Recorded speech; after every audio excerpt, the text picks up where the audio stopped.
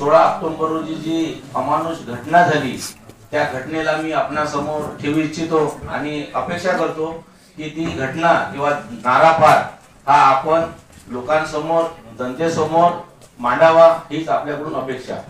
सगळ्यात पहिले मी नारा पारचा जो घटना आहे किंवा नारा पारचा जो इतिहास आहे मी 2 मिनिटांमध्ये आपल्या समोर सांगू इच्छितो। जो नारा पार्क 2000 मध्ये नागपूरच्या डीपी प्लॅन मध्ये सँक्शन आहे त्याचा मी 1-2 मिनिटांमध्ये आपल्या समोर ठेवतो की 2000 मध्ये नागपूरच्या विकास आराखड्यामध्ये नारा पार्कला 130 एकर जागा आरक्षित केली गेली होती। 23 मार्च 2004 ला महाराष्ट्र शासनाने खरेदीची सूचना कायम केली आणि पुढील कार्यवाहीसाठी नागपूर सुधार करण्याकडे प्रकरण सोपवले। त्यानंतर 2005 ला भूसंपादन अधिकारी यांच्या पत्रानुसार नागपूर सुधार प्रन्यासला पत्र पाठवून कागदपत्राची पूर्तता करण्याची जिल्हाधिकारी यांच्याकडे पाठविले। 2005 ला पार्कच्या विकासासाठी जागा संपादित करण्यासाठी नागपूर सुधार प्रन्यासने माननीय जिल्हाधिकारी यांना कळविले। 27/1/2005 ला भूसंपादन अधिकारी अधिनियम 1884 च्या कलम 53(2) नुसार विशेष भू अर्जन अधिकारी नागपूर यांच्याकडे भूसंपादनासाठी माननीय जिल्हाधिकारी यांनी वर्ग केली। 27/1/2005 ला एनआयटी ऍक्ट 1936 नुसार नागपूर शहराचा आणि तदनुसार नागपूर महानगर विस्तार आणि विकास सुस्त पद्धतीने व्हावा हा नागपूर सुधारचा मुख्य उद्देश। 2005 ला 29/1/2005 ला विशेष भूसंपादन अधिकारी नागपूर याच्या पत्रानुसार नागपूर सुधार प्रन्यासला अंदाजित रक्कम 7,54,54 च्या 1/3 5,30,00,000 भूसंपादनाचा कार्यवाहीसाठी रक्कम जमा करण्याचे कळविले। 26/9/2006 ला 5,30,00,000 रुपये धनादेश भूसंपादन अधिकारी यांच्याकडे एनआयटी कडून सुपूर्द करण्यात आला। 2/2/2011 ला विशेष भूसंपादन अधिकारी नागपूर यांनी पत्रानुसार कार्यालयीन खर्चाकरिता किरकोळ खर्चाकरिता परत 11,50,000 रुपये जमा करण्यास सांगितले। नागपूर सुधार प्रन्यासने 11,50,000 रुपये हे भूसंपादन अधिकारी यांच्याकडे पाठविला। त्यानंतर 13/6/2008 ला विकास कार्याकडून ऑफर मागविण्यात आल्या म्हणजे त्यावेळेस त्यांनी एनआयटीने टेंडर मागवले की हे आमच्याकडे आता याच्याकडे पुरेसा पैसा अवेलेबल नसल्यामुळे यांचा आम्ही टेंडर मागवल्या गेल्या। त्यानुसार 2008 ला ठराव घेऊन 1068 नुसार तिन्ही ऑफर रद्द करण्यात आल्या। 10/10/2010 ला शासनाच्या पत्रानुसार पार्क विकसित करण्यास कारणास्तव पर्याय देण्यात आले।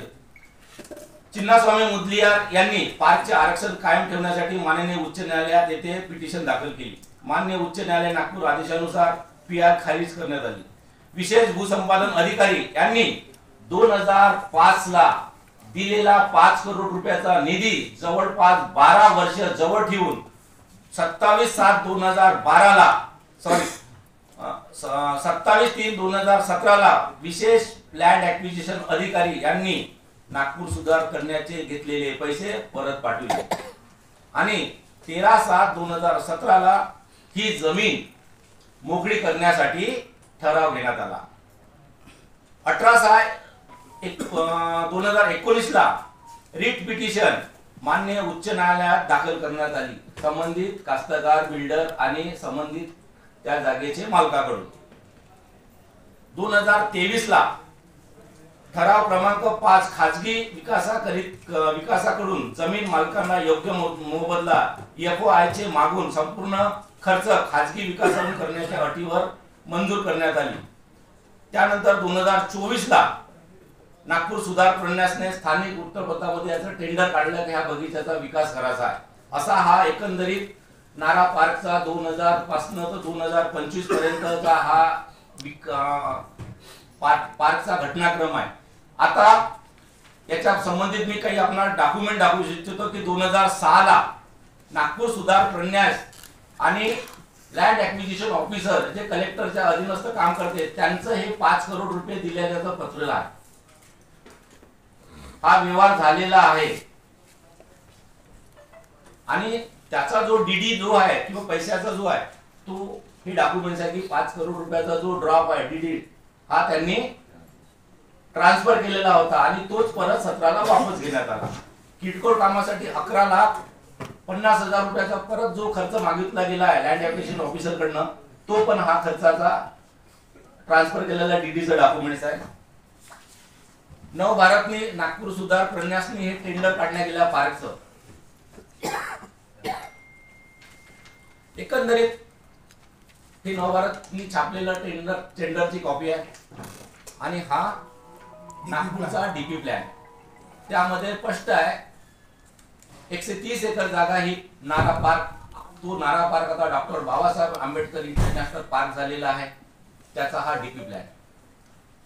मित्र हो, एकंदरीत हा घटनाक्रम सांगण्यामागचा माझा उद्देश आहे की हा नारा पार्कचा जो घटनाक्रम आणि इतिहास आहे तो जास्तीत जास्त लोकांपर्यंत पोहोचला पाहिजे. आणि आम्ही त्या पार्कच्या साठी एकंदरीत 25 वर्ष लागले, पण त्या पार्क बद्दल शासन उदासीन दिसत होतं. म्हणून मी doctor Babasaheb Ambedkar international park बचाव कृती स्थापन करून 2 ऑक्टोबर 2024 पासून एक रीतसर परमिशन घेऊन त्या जागेवर आंदोलन करत आहे, साखळी उपोषण करत आहे. आमच्या आंदोलनामुळे तिथे रस्त्याची कुठलीही अनुचित प्रकार तिथे आजपर्यंत घडला नाही आणि त्याची तक्रार सुद्धा नाही. आमच्या मनोज भाऊ सांगोडे यांच्या म्हणण्यानुसार आमच्याकडे एक मुंगी सुद्धा मेली गेलेली नाही किंवा चिरडल्या गेली नाही. एवढं शांततामय आंदोलन चालू असताना 16 ऑक्टोबरला सकाळी 6 वाजता आमच्या समाजावर आघात करण्यात आला, हल्ला करण्यात आला. मी हा आरोप नाही, हे तुम्ही सगळ्यांनी मीडियानं पाहिलेला आहे. सकाळी 6 वाजता आमच्या 80-82 वर्ष असणाऱ्या म्हाताऱ्या आमच्या आंदोलन करण्याकरत्या आई बहिणींना एक 500 मीटर दूरवर रोखण्यात आलं. उन्हा तानामध्ये 12, 1, 1:30, 2 वाजेपर्यंत त्यांना पुन्हा ठेवण्यात आलं आणि सांगितलं गेलं की तुम्ही जर आतमध्ये जाण्याचा प्रयत्न केला तर तुम्हाला इथूनच सरळ जेलमध्ये टाकण्यात गेले. त्यामधल्या 2-3 महिला चक्कर येऊन पडल्या. वनिता सांगोडे नावाची आमची बहीण आहे, तिच्या पायावर मोटरसायकल पडल्या गेली, ती दुखापत झाली.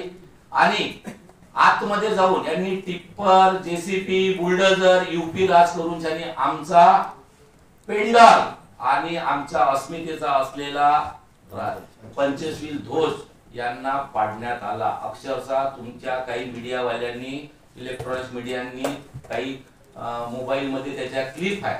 आणि त्यानंतर इथे थांबले नाही, मला सुद्धा त्या स्पॉटवर जाण्यासाठी रोखण्यात आलं.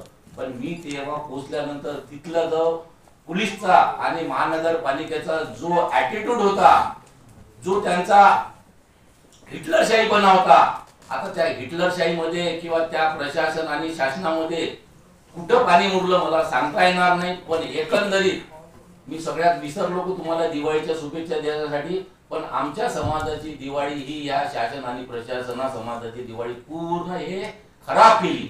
आणि त्या प्रकरणामध्ये आमच्या जाती दंगला घडून आणण्याचा यांचा प्रयत्न होता, असा मी आरोपच नाही करत आहे की त्यांनी ते करून दाखवलं आहे.